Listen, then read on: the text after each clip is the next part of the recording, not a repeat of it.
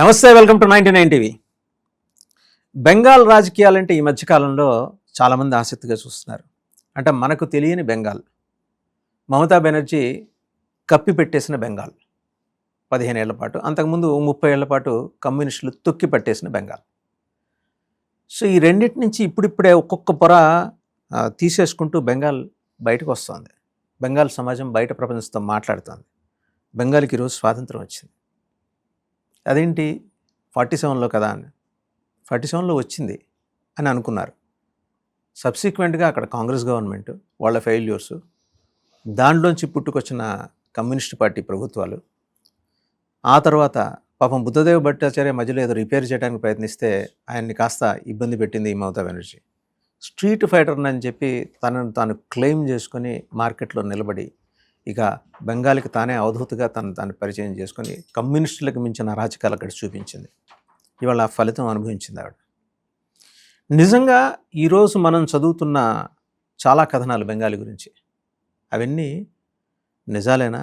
కట్మనీలు, సొరంగాలు, దోపిడీలు, అత్యాచారాలు, దౌర్జన్యాలు, human trafficking and cattle smuggling, ఒకటేంటి 100 ఇలాంటివి మాట్లాడి ఈ గూండాయిజం, ఇదంతా నిజమేనా అంటే అక్కడ విస్తారంగా పరిణించి వచ్చిన సీనియర్ జర్నలిస్ట్, ఆయన బోత్ విజువల్ అండ్ ప్రింట్ మీడియాకి సుపరిచితులు, డాక్టర్ సూరావుజ్జుల రాము ప్రస్తుతం మనతో ఉన్నారు. అవన్నీ వివరంగా చెప్తాను.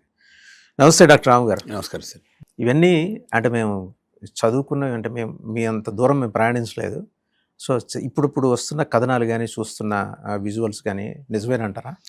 బెంగాల్ సామాజిక పరిస్థితి, రాజకీయ పరిస్థితి, ఇప్పుడు జరుగుతున్న రాజకీయ పరిణామాలు, ఈ మూడు కోణాల నుంచి చూడాల్సింది ఉంది సార్.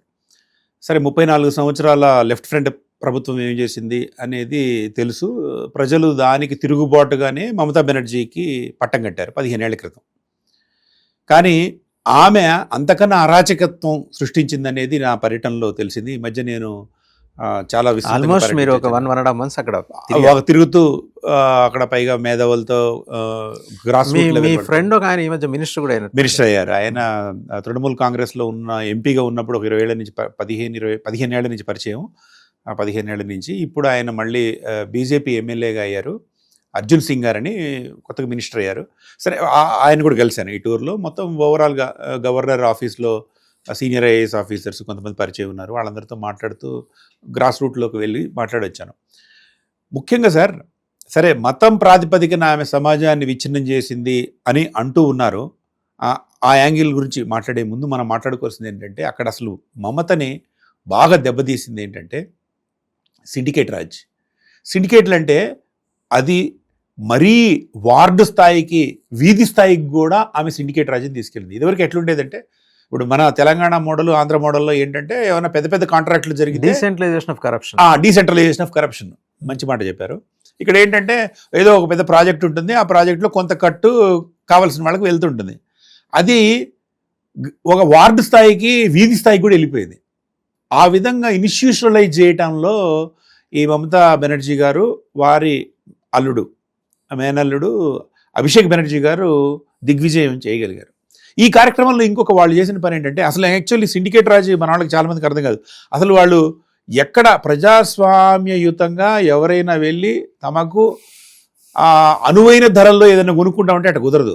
మనం ఇంట్లో ఏదన్నా ఒక చిన్న రూమ్ కట్టుకోవాలనుకున్నాం అనుకోండి, ఆ ఇటుకలు ఎక్కడ కొనాలా, సిమెంట్ ఎక్కడ కొనాలా, అన్నీ కూడా ఆ వీధిలో ఉన్న టీఎంసీ నాయకుడు చెప్తాడు. ఆయన్ని కాదని మనం పోయి తీసుకొచ్చామంటే వాడు బతకనీయడు. చాలా హెరాస్ చేస్తారు. వచ్చి ముందు మర్యాదకు చెప్తారు, రెండోసారి చెప్తారు, మూడోసారి వాళ్ళు ఏంటో వాళ్ళ ప్రతాపం చేస్తారు. వాళ్ళకి పోలీసులు, మున్సిపల్ అధికారులు వాళ్ళందరూ గ్రిప్లో ఉన్నారనమాట. అంటే 15 ఏళ్ళు మొత్తం సమాజం విపరీతమైన అంటే ఉడుగుడిసిపోయింది అంటారే, అట్లా అయిపోయింది అసలు. ఇంకోటి ఏంటంటేనండి, ఎక్కడ పడితే అక్కడ పార్కింగ్ లాట్, ఈ ఏరియాలో పార్కింగ్ లాట్ నీది అని ఒక టీఎంసీ లీడర్ పెడతాడు. అసలు అది గవర్నమెంట్తో సంబంధం ఉండదు, టికెట్లు చించిస్తుంటాడు, జనం సచ్చినట్టు డబ్బులు కట్టాలి. ఇది కాక టోల్ గేట్స్ పెట్టారండి. టోల్ గేట్స్ పెట్టి అటుపోతున్న, అసలు టోల్ గేట్స్ దానికి ఒక పద్ధతి ఏమీ లేదు, ఉత్తగా ఒక స్తంభం లాంటిది పెట్టి అక్కడ టికెట్లు చించారు. ఇట్లా అసలే పరిశ్రమలు లేక, ఉద్యోగాలు లేక వలసపోతున్న ప్రాంతం బెంగాల్. అలాంటి పరిస్థితుల్లో ఈ అవినీతి, అక్రమాలు భయంకరంగా ఉన్నాయి. ఇంకొకటి, దీనికి ఆమె ఈ అవినీతికి మంచిగా మతం రంగు పులివింది. భారతీయ జనతా పార్టీ హిందూ సమాజాన్ని ఏకం చేస్తోంది, వాళ్ళు మత రాజకీయం చేస్తున్నారు అని అంటారు. అది చాలా వరకు కరెక్ట్ అయి ఉండొచ్చు. కానీ ఒక వ్యవస్థీకృతంగా మతాన్ని వాడుకున్న ఒక మనిషి ఈమె మమతా బెనర్జీ గారు. ఈ కార్యక్రమాలన్నిటిలో కూడా కొద్దిగా కండబలం గుండెబలం ఉన్న ముస్లిమ్స్ని వాడుకున్నది ఆమె. పైగా వాళ్ళందరూ కూడా బంగ్లాదేశ్ నుంచి వచ్చి ఇక్కడ స్థిరపడి ఓటు బ్యాంకుగా వచ్చారా, ఈవిడ తెప్పించిందని అంటారు, వచ్చారని అంటారు. ఈమె వారికి రేషన్ కార్డులు అవన్నీ సప్లై చేసిందని అంటారు, ఆధార్ కార్డులు సప్లై చేసిందని అంటారు. ఏదేమైనప్పటికీ కూడా ఆమె ఆధ్వర్యంలో ఒక ముస్లిం దన్నుతో ఒక ముఠాలు ఏర్పడ్డాయి. అయితే ఒకటి, ఇదంతా నేను మాట్లాడటం బాధ్యతారహితంగా మాట్లాడట్లేదు. ఒక 25 లక్షల ఓట్లు కట్ అయ్యాయి, అయినా కూడా ఎన్నికలు జరిగాయి అనే స్పృహతోనే, ఎస్ఐఆర్లో కొన్ని లోపాలు ఉండవచ్చు అనే స్పృహతోనే మాట్లాడుతున్నా. అంటే ఏకపక్షంగా నేను చెప్పడం లేదు. కానీ గ్రౌండ్ లెవెల్లో మాత్రం విపరీతమైన అఘాయిత్యాలు జరిగాయి, దారుణాలు జరిగాయి. అన్నిటికన్నా ముఖ్యంగా ఈ ఆర్జీ గారి హాస్పిటల్ ఉదంతం మాత్రం 2024 నవంబర్లో డిసెంబర్లో జరిగినట్టుంది. ఈ ఉదంతం మాత్రం ఆమె పతనానికి నాంది ప్రస్తావన చేసింది మాత్రం ఖచ్చితంగా చెప్పవచ్చు సార్. ఆర్జీ గారి హాస్పిటల్ ఉదంతం. ఎందుకంటే ఆ రోజు కలకత్తా రాము గారు, నాకు ఒక డౌట్, ఆవిడ ఒక ఉమెన్ కదా, ఒక మహిళ, సున్నితత్వం ఉంటుంది కదా మహిళలకు సాధారణంగా. ఆ సున్నితత్వం ఆవిడలో ఎందుకు లోపించింది, ఎలా లోపించింది? అంటే యాక్చువల్లీ మమతా బెనర్జీ గారు ముందు నుంచి కూడా ఈ కమ్యూనిస్టుల గూండాయిజానికి బలై చాలాసార్లు గాయాలకు పాలయ్యి చాలా ఇబ్బంది పడి వచ్చిన మహిళ. అంటే ఆమె స్ట్రీట్ ఫైటర్. ఆమెలో ఈ సున్నితత్వాలు ఆమె స్ట్రాటజీ, దేనికైనా తెగించి పోరాడడం ఆమె నైజం అట్లా వచ్చింది, ఆ ఫ్యామిలీ నుంచి వచ్చింది. ఒక అమ్మాయి మెడిసిన్ చేస్తుంది, పీజీ, దుర్మార్గంగా అత్యాచారం చేసి చంపేశారు. ఆవిడ లోపల ఒక తల్లి ఉంటుంది కదా, ఆ తల్లి బయటికి రాలేదా? అది ఒక డిబేటబుల్ పాయింట్ అండి. కానీ ఆ అంశంలో మమతా బెనర్జీ గారు, అభిషేక్ బెనర్జీ వాళ్ళ గ్రూపు వ్యవహరించిన తీరును మాత్రం మొత్తం యావత్ బెంగాల్ సమాజం ఏమాత్రం హర్షించలేదు. వేలాది మంది, లక్షలాది మంది ఆ రోజు రోడ్డు మీదకి వచ్చారు. ఆమె పత్రం అక్కడే స్టార్ట్ అయింది. అయితే బీజేపీ గ్రౌండ్ వర్క్ ఎట్లా చేసుకుంది అనేది, ఆర్ఎస్ఎస్ వాళ్ళు 2 సంవత్సరాల నుంచి దాని మీద ఫోకస్ చేయడం అదంతా వేరే విషయం. కానీ సమాజంలో అక్కడ ఏమీ లేకుండానే ఎన్నికల అక్రమాలతోనే తాను ఓడిపోయాను అనే మమతా బెనర్జీ గారి వాదన మాత్రం అస్సలు అంగీకార యోగ్యం కాదు, తప్పు. ఆమె ఆధ్వర్యంలో ఆమె నాకేం తెలియదు, ఆమె జీతం తీసుకోదు, ఆమె ప్రజల కోసం బతుకుతున్న మనిషి, ఏదో కాటన్ శారీ కట్టుకొని తిరుగుతుంది అని బయటికి చెప్తారు.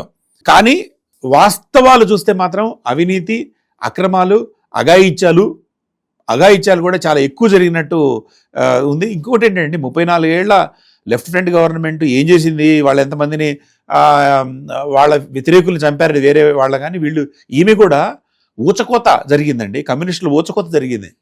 ఆ తర్వాత పరిణామాలన్నీ ఇప్పుడు చూస్తున్నాం. జనరల్గా వాళ్ళు కదా చేసేది, వాళ్ళని కూడా చేసింది ఆవిడ. అసలు మీరు వాళ్ళ లిస్టు ప్రకటించారు, 500 మంది 600 మందితో ఏ డేట్లో తృణమూల్ కాంగ్రెస్ హయాంలో చనిపోయిన వాళ్ళు. అది మామూలు మారణకాండ కదా, అది కనిపించని ఊచకొత్త, అది ఘోరంగా ఉంది. దాని పరిణామం వల్లనే ఇప్పుడు జరుగుతుంది. She had underwent such kind of atrocities during communist regime కదండి, అది కూడా మనం అందులో అనుమానమే లేదు. అంటే ఏ స్థాయిలో ఆమెను తొక్కేసే ప్రయత్నం చేసి, ఆమె నిర్బంధాలకు గురి చేసి, వేధించి, సో బహుశా అక్కడ రాటు తేలిందేమో ఆమె. రాటు తేలటం అంటే అది గుణపాఠాలు నేర్చుకుని ఒక లీడర్గా ఎదగటం వేరు. ఫస్ట్ 5 years కొద్దిగా ఆ ఊపులోనే ఆమె పనిచేసింది. కానీ ఆ తర్వాత పరిణామ క్రమంలో ఈ ఎలక్టరల్ పాలిటిక్స్ ఇక్కడి నుంచి మనం వదిలేసి నేషనల్ పాలిటిక్స్కి వెళ్ళాలనే యాంబిషన్ ఆమెకి ఎక్కువైన తర్వాత, అట్లానే అభిషేక్ బెనర్జీని ఎట్లయినా ముఖ్యమంత్రికి చేయాలి, తన జీవిత చరమాంకంలో ఆయన వెస్ట్ బెంగాల్ ముఖ్యమంత్రిని చేసి తాను మహాబంగ్లాదేశ్కి ప్రధానమంత్రి, అంటే ఇది కూడా కలిపి అది ఒక ఆరోపణ. కానీ ఆమె బంగ్లాదేశ్ సెంట్రిక్ గా బెంగాల్ని వాడుకుని చేసిన ఆరోపణ ఏంటి రాము గారు? ఐ లవ్ బంగ్లాదేశ్ అంది ఆవిడ. అది ఆరోపణ కాదుగా, మాటేగా. అవును, ఆమె బంగ్లాదేశ్ ప్రజల పట్ల, అంటే ఓటు బ్యాంక్ రాజకీయం, నేటివిటీ గురించి కూడా కొన్ని సందేహాలు ఉన్నాయి. ఆమె ఎక్కడ పుట్టారండి? అంటే చాలా మంది చెప్తారు ఏంటంటే ఆమె ఏదో మైగ్రేట్ అయ్యారు, ఆమె ఎక్కడ మనిషి అని. ఇవన్నీ రికార్డులన్నీ కూడా అంటే వివాదాస్పదమైన వ్యవహారం ఇది, అంటే మనం స్పష్టంగా చెప్పలేనిది. కానీ ఆమె భారతీయతని పూర్తి స్థాయిలో మనం శంకించాల్సిన పని లేదని నాకు అనిపిస్తుంది. కొంతమేరకు శంకించే అవకాశం ఉంది. ఎందుకంటే ఆమె చేసినంత రిలీజియస్ పాలిటిక్స్ చాలా మంది చేయలేదండి. ఆ కరుడు కట్టిన వాళ్ళు ఎవరు కూడా చేయలేదు. అంటే మీరు ఉత్తరప్రదేశ్, బీహార్లో ఉన్న మనం ఇప్పుడు మాట్లాడుకుంటున్న నాయకులు కూడా చేయనంత కమ్యూనల్ పాలిటిక్స్ ఆమె చేశారని మాత్రం జకీర్ నాయక్ కూడా చేయలేదు, ఆవిడ చేయగలిగింది అంటారు. అట్లా అనొచ్చు. బట్ ఆమె ఏంటంటే మహిళ, కమ్యూనిస్టు ప్రభుత్వాన్ని పతనం చేసిన మహిళ, కాంగ్రెస్ బ్యాక్గ్రౌండ్ నుంచి వచ్చిన మహిళ, ఇంకొకటి ఏంటంటే రిలీజియస్ పాలిటిక్స్ ఎట్లా వాడుకోవాలో తెలిసిన మహిళ. ఈ కాంబినేషన్తో ఉన్న లీడర్ ఆమె. అందువల్లనే 15 ఏళ్ల తర్వాత ప్రజలందరూ కూడా విసిగిపోయి వేసారిపోయారు. విసిగిపోవడమే కాదండి, ఇప్పుడు జరుగుతున్న ఇంట్రా పార్టీ పాలిటిక్స్ చూస్తే కూడా 80 మంది ఎమ్మెల్యేలు గెలిస్తే దాంట్లో 60-62 మంది బయటికి వెళ్ళిపోతున్నారు. అట్లే 29 మంది ఎంపీలు, 24 మంది ఎంపీల్లో 22 మంది బయటకు వస్తున్నారు.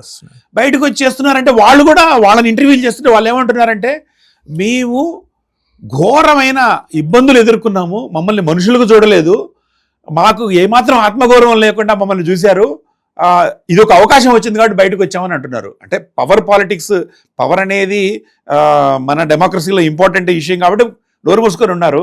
అందరూ కూడా చెబుతున్న ఒకటే మాట ఏంటంటే, ఆ ఆసుపత్రి సంఘటన తర్వాత మాకు భ్రాంతి దొరికింది, ఎట్లా బయటపడాలని చూస్తున్నాం. ప్రజలు తీర్పిచ్చారు.